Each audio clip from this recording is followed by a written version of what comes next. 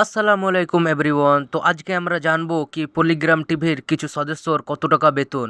তো ভিডিও শুরু করার আগেই আপনারা ভিডিওতে একটা লাইক করে চ্যানেলকে সাবস্ক্রাইব করে নেন। তো চলেন মেন টপিকে আসি। তো প্রথমে আমরা জানবো তুহিনার কত টাকা বেতন। তো তুহিনার বেতন 50,000 থেকে 60,000-এর কাছাকাছি। আর তারপরে আসছে রিয়াজের কত টাকা বেতন তাই আমরা জানবো। তো রিয়াজের বেতন হলো 60,000 টাকা। তো বন্ধুরা তারপরে আসছে শ্রাবণীর বেতন। তো শ্রাবণীর বেতন হলো 60,000 থেকে 70,000 টাকা ওকে বেতন দেওয়া হয়। আর বন্ধুরা তারপরে আসছে টনির বেতন। তো বন্ধুরা টনির বেতন হলো 55,000 টাকা ওকে বেতন দেওয়া হয়। তো বন্ধুরা চলেন আমরা জানি এবার রীতির কত টাকা বেতন। তো বন্ধুরা রীতির হলো 45,000 টাকা বেতন।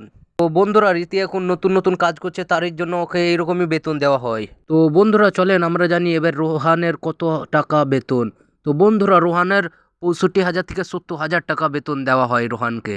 তো বন্ধুরা রোহানের তো জানলাম কত টাকা বেতন। এবার আমরা জানবো পল্লিগ্রামের সবচেয়ে জনপ্রিয় অভিনেতার, ওর নাম হলো শফিকের আমরা বেতন সম্পর্কে জানবো আজকে। তো বন্ধুরা শফিকের বেতন হলো 90,000 টাকা শফিককে বেতন দেওয়া হয়। আর বন্ধুরা আপনারা কার কার বেতন সম্পর্কে জানতে চান আমাকে কমেন্টে অবশ্যই জানাবেন।